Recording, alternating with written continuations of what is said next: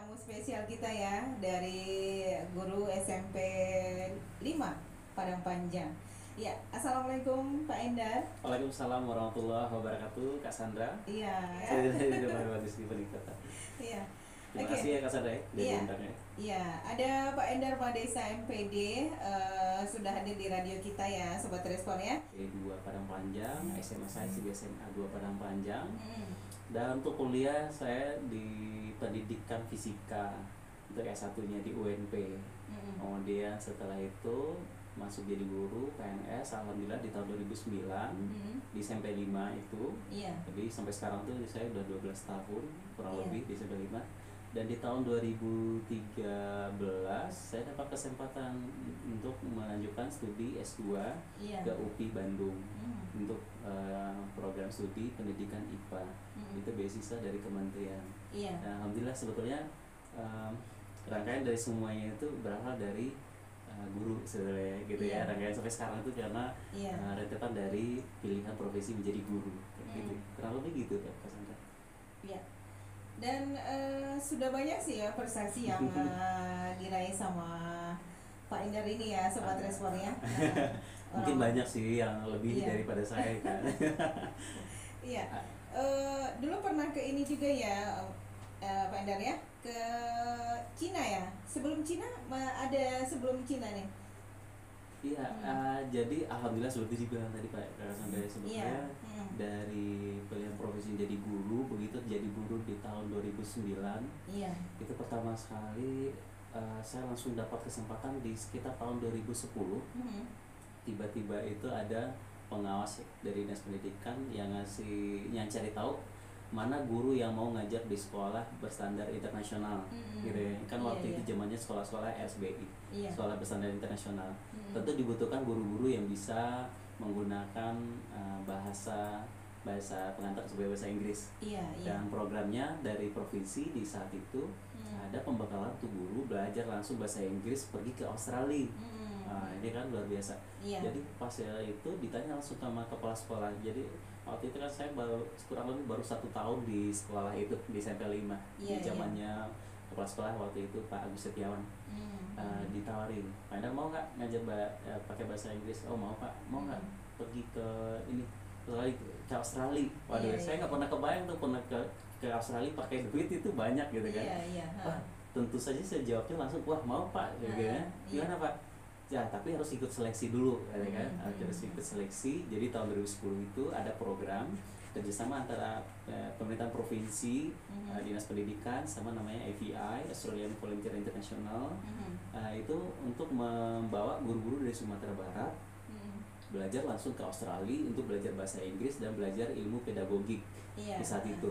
Iya. Jadi ikut seleksi dari ratusan, ada sekitar 400-an mungkin ya. Iya. Dan 400 berapa gitu ya. Memang yang diambil waktu itu memang guru sains. Ada guru matematik, guru IPA dari SMP dan SMA gitu ya. Nah, jadi diseleksi lah kita sampai ada 3 tahapan seleksi, dan itu waktu itu dilakukan di salah satu hotel di Kota Padang. Sistemnya kayak ini Kak Sandra. Ada 3 hari, 3 tes. Iya. 1 tes gugur langsung bawa koper pulang. Jadi mirip-mirip kayak apa dulu itu ada seleksi di TV gitu kan. Iya, iya. Jadi kalau diumumkan Anda Iya. pulang hari ini ya pulang Iya. gitu kan. Jadi alhamdulillah saya selesai sampai tes ketiga, hampir lulus dan berangkatlah di bulan sekitar Juli ya gitu. Juli pergi ke Australia 1 bulan ke sekolah di sana untuk belajar bahasa Inggris dan belajar ilmu pedagogik, termasuk kita melihat bagaimana kondisi belajar anak-anak di Australia. Itu adalah pengalaman yang luar biasa yang berkesan sekali karena pertama kali saya naik pesawat ya di situ gitu kan. Sudah dibiayai gratis dan naik pesawat itu langsung dalam durasi yang lama karena itu dari Padang kita ke Jakarta, di Jakarta kita ke Singapura, dari Singapura kita ke di Australia Barat itu ada dari Singapura ke Perth itu ada 4 jam lebih. Dan karena saya baru pertama kali naik pesawat, yang saya khawatirkan adalah nanti gimana ya cara naik pesawat itu, gimana ya cara duduknya, masalah seat belt segala macam ya kan. Karena pertama kali terus saya merasakan 4 jam dalam ruang tertutup itu agak membosankan gitu kan. Ada perasaan yang aneh gitu kan. Tapi alhamdulillah setelah itu justru menjadi pengalaman luar biasa dan buka kesempatan di pengalaman lain. Sampai yang terakhir kemarin di tahun 2017 ada sama guru sini juga ya, guru di sini Pak Anto, ada satu lagi Pak Irsyad, diseleksi pegawai-pegawai yang di wilayah Asia, khusus PNS di wilayah Asia itu untuk belajar bahasa Mandarin di langsung ke Cina, namanya Huqiao University. Huqiao University di situ 1 tahun untuk memang belajar kebudayaan Cina dan bahasa Cina. Yang diseleksi itu di Indonesia kita berangkat ada sekitar 10 orang, 3 orangnya itu dari Karangpanjang dan itu guru. Walaupun di sana kebanyakan itu ada polisi, ada orang dari bea cukai, ada pengacara segala macamnya, ada guru juga, ada dari Thailand, Laos, kita kumpul semuanya, ada dari pokoknya wilayah Asia, begitu Cassandra. Ya sebetulnya agak panjang sih prosesnya, ya, kalau diceritain bisa berhari-hari. Ya ringkasnya begitu ya Cassandra ya. Ya itu yang pengalaman yang luar negeri saya punya.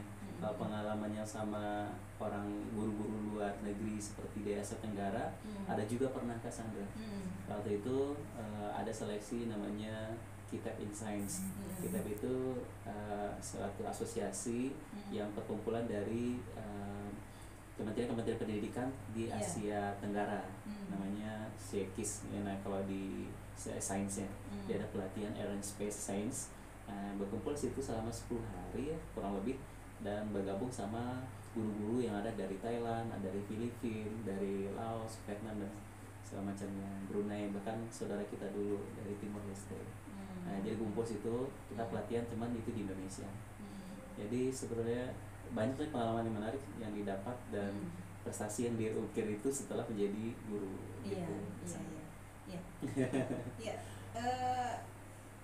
Ya, penyesuaian adaptasi di daerah di negara Cina ya. Ini gimana nih Mister? Pasti pasti ada hal-hal lucu ya. Betul sekali, betul sekali. Jadi kurang lebih sama lah ya. Antara pengalaman waktu di Australia dulu sama di Cina. Cuman kalau di Australia karena dia temponya lebih singkat ya. Lebih singkat cuma 1 bulan, yang di Cina ini 1 tahun. Tapi yang pengalaman di Australia sebetulnya menjadi pelajaran untuk ke Cina. Termasuk gini, yang pelajaran yang saya ambil itu adalah begitu saya ke Australia pertama kali ke luar negeri, dengan kita yang bahasa sehari-harinya bukan bahasa Inggris gitu ya. Itu kita merasakan agak susah berkomunikasi gitu waktu itu. Terus kita mengalami permasalahan satu lagi adalah kita nggak pede untuk berbahasa Inggris karena itu bukan bahasa kita waktu itu ya. Jadi saya cuma lihat gitu ya, nggak berani untuk bicara apa selama 1 bulan itu hanya sedikit gitu ya. Padahal kita punya kesempatan yang sangat besar untuk berkomunikasi dengan orang luar, orang bule untuk berkomunikasi untuk latihan dengan native-nya langsung kan di saat itu. Cuman waktu tahun 2010 saya masih malu-malu gitu ya. Masih amatiran gitu. Nah, di waktu pengalaman itu saya ambil di yang waktu ke Cina. Nah, sayangnya di Cina orang-orang di sana itu nggak bisa bahasa Inggris. Kebanyakan orang-orang nggak bisa bahasa Inggris. Dan kita itu berangkat dari sini itu memang dalam kondisi kebetulan kita bertiga ini belum ada pembekalan untuk bahasa Cinanya. Ibaratnya kita kayak terjun payung, nggak pakai payung lah gitu. Dengan modal nekat aja. Paling kita bekali bertiga, kita belajar bertiga, ada 2 kali pertemuan dibimbing sama Bapak Robi namanya. Beliau yang bantu kita untuk mengenal angka, kemudian panggilan, terus siapa, saya gitu, nih kamu, nih Hauma gitu kan. Seperti itu. Oke, kita pikir ini sudah cukup lah untuk modal kita ke Cina gitu kan. Karena kita pikir kita rata-rata bertiga bahasa Inggrisnya udah lumayan lah. Kalau kita pun nyasar kita bisa pakai bahasa Inggris dalam pikiran kita di saat itu. Ternyata pas di Cina ternyata enggak, orang di sana nggak terlalu bisa bahasa Inggris. Jadi kita nggak bisa mengandalkan kemampuan bahasa Inggris kita ya. Jadi kita memang tantangan kita di saat itu ceritanya adalah kita merasa frustasi di 2 bulan dan 3 bulan itu untuk menyesuaikan diri dalam belajar bahasa asing yang bahasa Cina ini, bahasa Mandarin ini adalah salah satu bahasa yang konon katanya bahasa yang kategorinya rumit untuk dipelajari, baik itu dari bahasa, intonasinya ada ada Sheng Tiao namanya gitu ya, ada nada-nadanya, terus ada karakternya, Hanse-nya itu ada ribuan, antara 5.000 atau 50.000, pokoknya banyak sekali. Bahkan di salah satu channel YouTube saya lihat orang Cina pun diliatin karakter yang jarang dipakai, ada yang nggak bisa baca, apalagi kita gitu ya.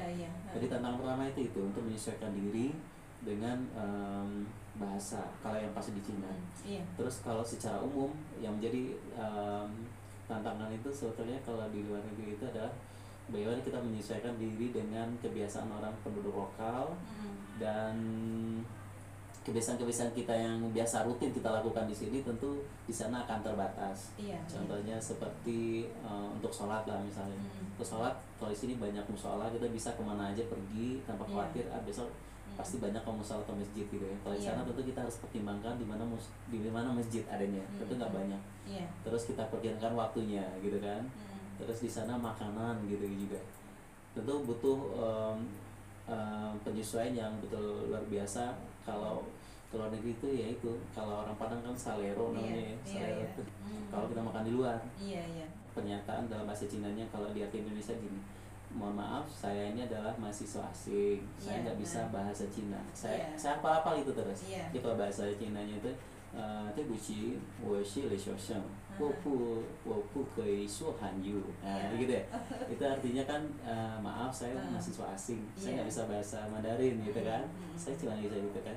Terus pertanyaan kebalikannya saya tanyakan, kamu bisa nggak bahasa Inggris? Kalau bahasa Cina apa paling? 你可以说英语吗? Gitu kan. Makanya gitu. Tapi kadang-kadang pas memang ketemu, karena wajah kita itu Asia kan mirip-mirip ya. Dan ternyata di Cina itu nggak semua orang tuh putih. Maksudnya tuh ada loh orang Cina ya asli sana tapi kulitnya kayak saya nih gitu. Nah, saya gitu ya. Indonesia kan tuh. Jadi kadang kalanya saya atau Pak Anto tuh dipikir orang Cina justru. Apalagi kalau Pak Anto kan sipit ya. Kalau saya ya kadang dipikir orang Cina juga. Terus begitu saya bilang itu, oh bagus ya bahasa Cinanya katanya, padahal kan saya tahunya cuma itu. Pokoknya begitu aja Kak Sandra. Selama 2 bulan 3 bulan itu kita menyesuaikan diri karena kita dari nol. Kalau saya pribadi merasakan betul-betul frustasi karena di 2 bulan itu saya nggak bisa apa-apa. Setiap pagi itu ada namanya Tingxie. Tingxie itu ujian dikte. Jadi kayak belajar anak SD, TK belajar tulis lah, misalkan meja. Laosu-nya bilang meja, kita nulis. Tapi tulisannya bukan tulisan dari alfabet ya, tapi langsung Hanse-nya. Hanse pun kalau kita nulisnya salah kan jadi salah gitu arahnya panjang pendeknya gitu segala macamnya. Dan itu saya dapat nilai itu sering dapat di bawah 5, kadang 4, kadang 3, kadang 2 gitu ya. Terus di situ lah saya merasa stres karena merasa seperti kayak siswa paling bodoh di kelas itu. Ada 2 orang Indonesia di situ di kelas itu yang sama satu kelas yang saya. Satu lagi Bapak Haruno namanya. Beliau itu dari Mabes Polri. Tapi sebelum berangkat ke Cina beliau sudah belajar persiapan prepare itu udah berbulan-bulan. Dan tentu dia udah bagus ya. Sampai saya ditegur sama gurunya, tolong ajarin dia gitu. Jadi saya malu sekali. Akhirnya tapi yang dari itu yang membuat kami bertiga itu terpacu untuk belajar. Dari pulang kuliah itu jam 4 kita belajar sampai maghrib. Habis maghrib kita belajar lagi, ikut belajar tambahan. Terus besoknya subuh sebelum kuliah saya belajar lagi. Begitu terus, dan itu ternyata setelah 3 bulan kita sudah bisa agak menyesuaikan dengan kemampuan dari mahasiswa dari negara lain kayak negara Thailand atau Laos segala macamnya. Dan alhamdulillah di tes terakhir nilai kita nggak beda-beda jauh sama peserta lain di Indonesia yang sudah ada pembekalan berbulan-bulan atau peserta dari Thailand gitu ya. Dan itu hikmahnya ada, yang penting ada kemauan, ada jalan. Tentu butuh usaha ekstra dan butuh ketambahan, itu intinya gitu ya.